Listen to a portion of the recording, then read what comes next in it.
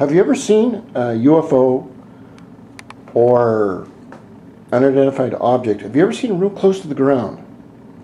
I mean, usually when we see pictures of them, they're way up above the earth. They're not, I mean, if they can go anywhere they want, whatever they are, why not just have them open your window and see some huge ship out there? Well, you see, they can't do that, because these ships are powered by the aether field. Aether field is unlimited energy. The reason that they're round shaped like this is that the field is round.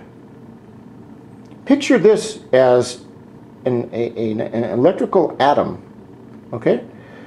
And the universe all around us is one big wire. Now let me explain how big the universe is, what Carl Sagan said. Carl Sagan said there are more planets in the universe than there are grains of sand. That's some berries I was working on. Grains of sand on every one of our beaches in the world. Can you imagine how big that is? So if you look on everything at a grand scale, and if you think this is an electrical atom, it can travel wherever it wants.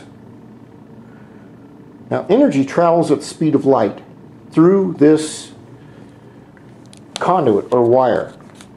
All right? So you figure it's time-space velocity. Time-space is, it takes you time to move from one place, point A to point B. Okay? Now, suppose we have our conduit right here at a right angle. All right? Now, suppose we turn our light switch on over here, and the electrical atom travels at 186,000 miles an hour and turns and goes over this way. Now, in time-space, which we live in and walk in, if an atom were to travel that fast, the velocity would not let it turn. It would keep on going straight. It'd blow right out of the wire. But you see, in the electrical field, things are different. In the aether field, things are different.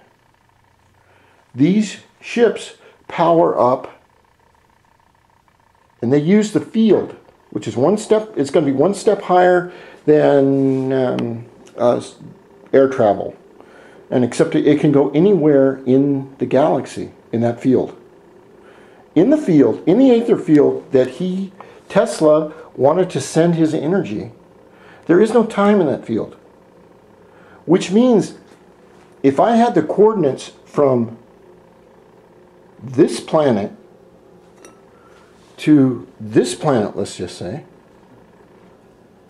like north of the Salisbury Plains, where all the crop circles are found for centuries, and they only appear 3 months out of the year. Theoretically, a ship like this could go from point A, Alpha Centauri, or wherever the hell that is, all the way to Earth, let's just say, instantaneously. Faster than the speed of electricity. Because in the aether field, according to Tesla and his notes, there is no time. It's like a computer screen. You go from point 001 all the way over to point 0100, and you push a button and you're there.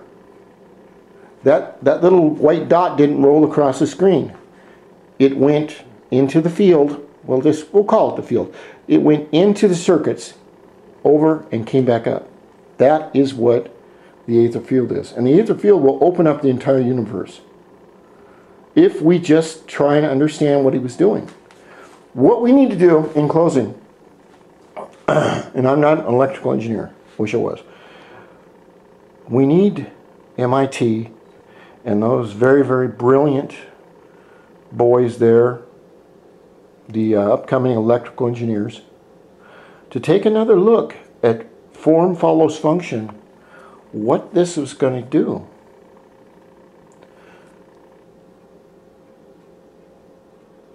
And I think that once we understand what he was doing and can recreate it, then we can move matter from one place to another. Just like the USS Eldridge in the Philadelphia experiment, or the Montauk experiment, was supposedly transferred from a shipyard in Long Island, Montauk, Long Island, to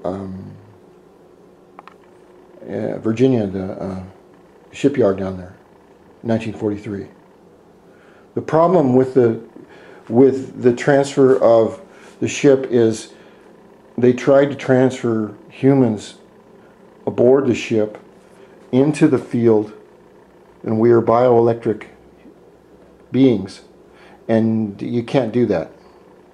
That's why they came back all fucked up, and they if the experiment did happen, it was all hush-hushed because a lot of men died on it. It would be like saying, okay, we can fly to Japan on a 747, but you can't fly to Japan on a 747 strapped to a wing. See what I mean? You have to be, a human has to be protected. That's why the field is outside of these craft, and the inner space here is where whatever is driving them. But once the field is started by these crafts, kick-started, it sucks electricity out of the air. Well, we think it's out of it's not the air, it's out of the aether field, and that propagates. It can go anywhere. You've ever seen one of these things hauling a big fuel tanker? Now, one more thing I will tell you in closing, which a lot of people don't know about, is that whenever these craft are near, say hovering over a car, the batteries go dead, and people think, oh well, it's magic. It's they're doing it on purpose to stop the car. No, they aren't. This aether field that they are in is taking electricity from all around it, wherever it's close to. So it's taking electricity out of the batteries. Another thing is that when these big ships come in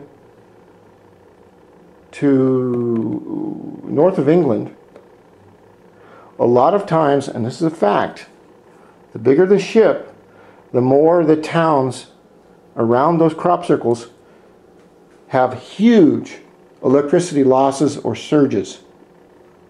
It's all related to these ships that have these fields.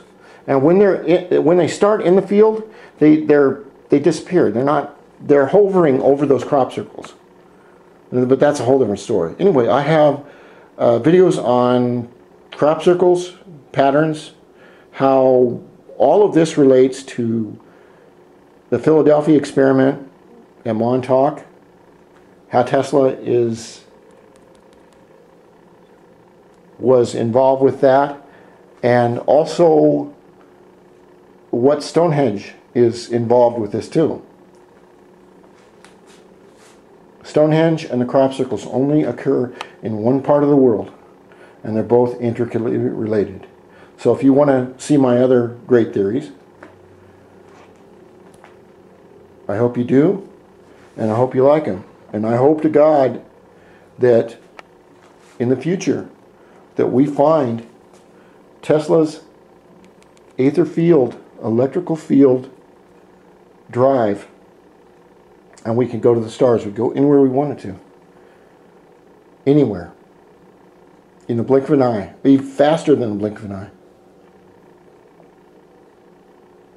Because we don't travel through time-space. Okay. Thank you. And Merry Christmas.